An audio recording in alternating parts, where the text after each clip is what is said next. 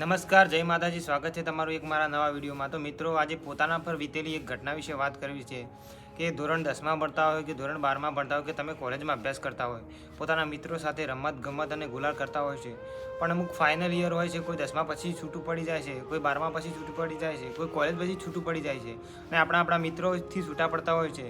ઘણા વાયદાઓ આપીએ છીએ કે આપણે ફરી મળીશું ને એવા વાયદાઓ આપીએ છીએ, પણ મિત્રો આ ફરી મળવાના વાયદાઓ જ રહી જાય છે. અને કુદરત કેવું કરે છે એ તમે મારી એક નાનકડી પોતાના પર વીતેલી ઘટના વિશેથી સમજજો. અમે ધોરણ 10માં અભ્યાસ કરતા 5 મિત્રો હતા. એ મિત્રમાંથીનો એક મારો મિત્ર સંજય, એ ઘણા વર્ષો થઈ ગયા, એ મને ફોન કરતો કે ભાઈ આવ આપણે મળીએ. 7-8 વર્ષ થઈ ગયેલા, પણ સમય અને સંજોગ એવો રહ્યો કે અમે મળી ન શક્યા. એક દિવસ ફોનના વોટ્સએપ સ્ટેટસમાં એનો ફોટો જોયો અને બીજા મિત્રએ લખેલું હતું કે હોમ શાંતિ મારા ભાઈ સંજય. અને એ દિવસે આ મળવાના વાયદા જ રહી ગયા અને એ મારો મિત્ર દુનિયા છોડીને ચાલ્યો ગયો.